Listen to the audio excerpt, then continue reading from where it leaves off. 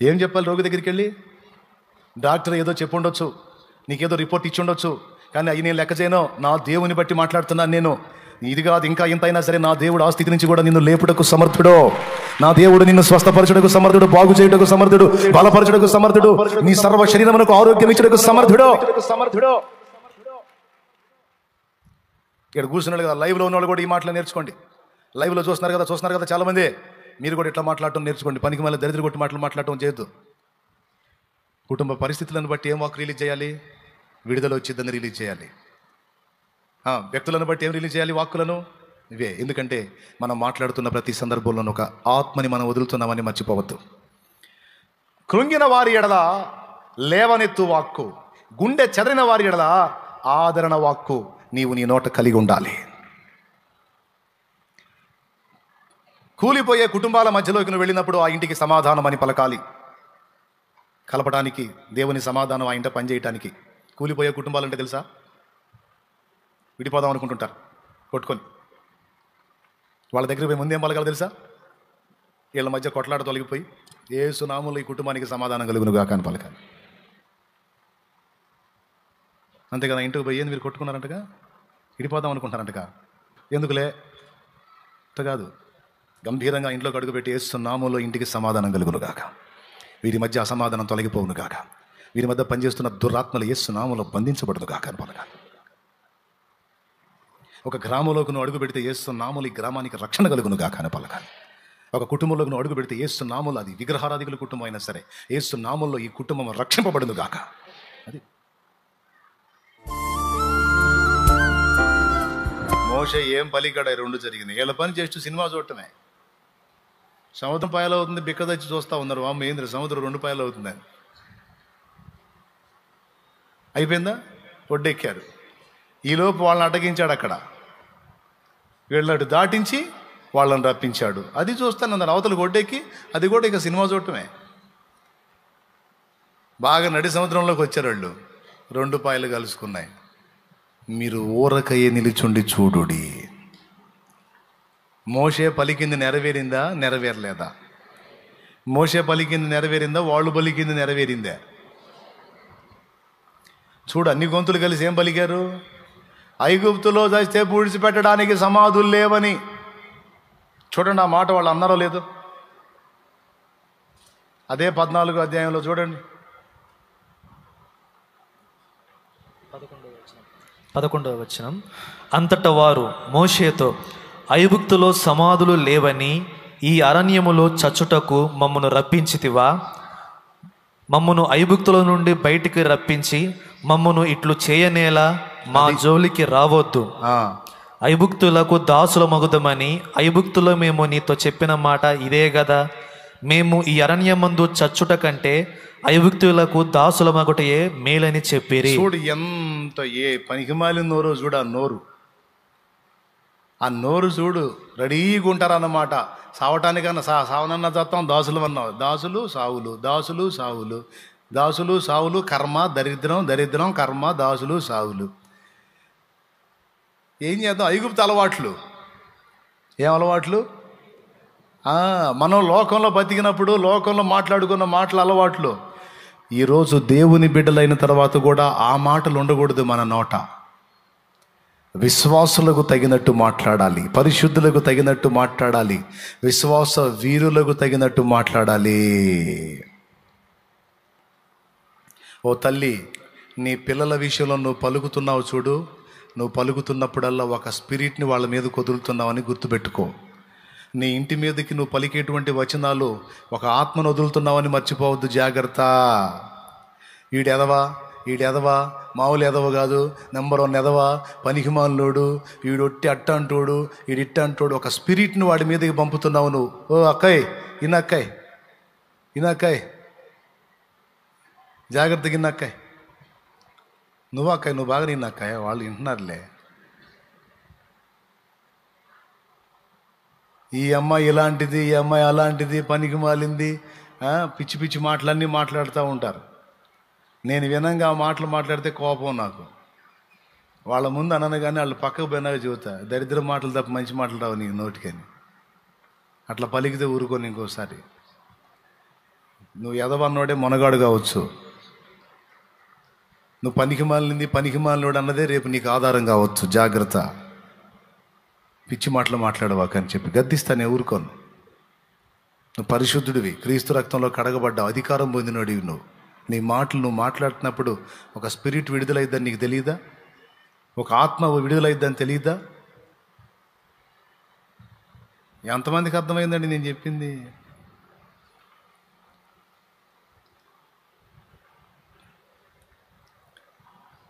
నేను చెప్పానా? బైబిల్లో ఉందా? నేను మీతో చెప్పి ఉన్న మాటలు ఆత్మ అంటే ఆయన మాటలు చెప్పిన ప్రతిసారి ఏం విడుదలైంది? ఆత్మ విడుదలైంది. గుర్తుపెట్టుకో, నేర్చుకో. నీలో నుండి కూడా దైవ వాక్యము ద్వారా ఆత్మను విడుదల చేయటం నువ్వు కలిగి ఉన్నావు. అది గ్రహించి ఏ ఆత్మను విడుదల చేయాలో జాగ్రత్త పడు. నువ్వు పలికింది జరిగిద్ది, గుర్తుపెట్టుకో. నువ్వు పలికింది జరిగిద్ది. ఈడెదవా ఒట్టి పనికిమాలినోడు, దద్దమ్మ, దరిద్రుడు, గాలి ఎదవ అంటే నెంబర్ 1 గాలి ఎదవే అవుతాడు వాడు. బాయ్ వింటున్నారా మీరు? అదేదో గొప్పలాగా మాట్లాడతారు కొంతమంది పిల్లల్ని కూర్చి, తల్లిదండ్రులు. ఎందుకంటే ఆడేం అనడుగా, ఎందుకంటే వీళ్ళు పెద్దోళ్ళు ఏడిచారుగా. అమ్మ నాన్న వాడేం అనడు, తిడితే తిట్లు తిని పోతాడు తప్ప ఏం అనడు. అందుకని వాడు అంటే పడతనాడని ఆడపిల్లని మగపిల్లల్ని ఎట్టబడితే అట్ట మాట్లాడతారు. అసలు దరిద్రులు వాళ్ళు కాదు, ఈ మాటలు పలికే వాళ్ళు దరిద్రులు, నెంబర్ 1 దరిద్రులు. తర్వాత మాట నేను అనకూడదు. సబ్జెక్టులు ఉన్నాయి, సరే, ఇంటర్ ఫలితాలు వచ్చినాయి, లేకపోతే ఏదో 10th ఫలితాలు సబ్జెక్టులు ఉన్నాయి, లేకపోతే వాడు ఫెయిల్ అయ్యాడు, తక్కువ మార్కులు వచ్చినాయి, ఎట్టబడితే అట్ట మాట్లాడతారండి. నేను చెబుతున్నాను, వాడు ఒరిజినల్ గాలి ఎదవైనా సరే నువ్వు గొప్పవాడివి అవుతావా?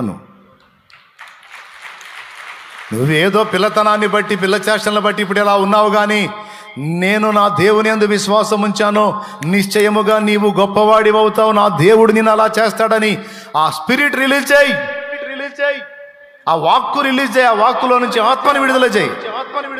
ఖచ్చితంగా వాడు తయారవుతాడు. అంతే యేసు నామములో. నా కుమారుడా, ఈరోజు నీవు బలహీనుడివై ఉన్నావు. ఒక దినం వస్తుంది, అప్పుడు నువ్వు గొప్ప ప్రయోజనకరమైన పాత్ర అవుతావు. నా కుమారుడా, నా దేవుణ్ణి బట్టి చెప్తున్నా, నా కుమారి, నా బిడ్డ, ఈరోజు నీవు బలహీనురాలివై ఉన్నావు. ఒక దినం వస్తుంది, ఆ రోజు నీవు గొప్పదానివై ఉంటావు. నా దేవుని బట్టి చెప్తున్నా, ఎందుకంటే నీ కోసం నేను ప్రార్థన చేస్తున్నా.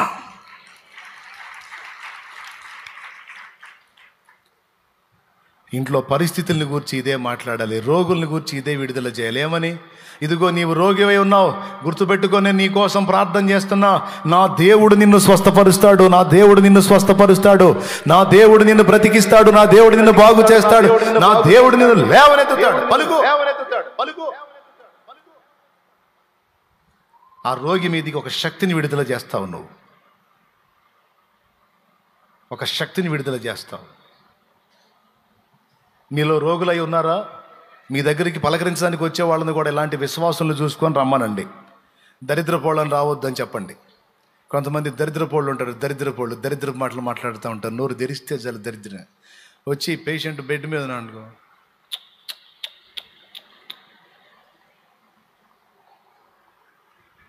ఇంతలా ఉండేవాడు, ఏంది అట్టయిపోయాడు, వామ్మో ఏంది జబ్బు ఇంత డేంజరా, మనిషి పేల్చకపోయాడుగా, ఎండిపోయాడు, వామ్మో, సగం చస్తాడు ఆ మంచంలో ఉన్నాడు.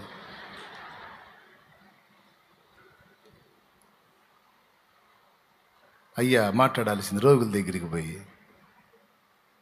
అట్టండి చూడాల్సింది. విశ్వాసాన్ని బట్టి కదా మాట్లాడాలి, విశ్వాసాన్ని బట్టి కదా చూడాలి. ఏం చెప్పాలి రోగి దగ్గరికి వెళ్ళి? డాక్టర్ ఏదో చెప్పి ఉండొచ్చు, నీకేదో రిపోర్ట్ ఇచ్చి ఉండొచ్చు, కానీ అవి నేను లెక్క చేయను. నా దేవుని బట్టి మాట్లాడుతున్నాను నేను.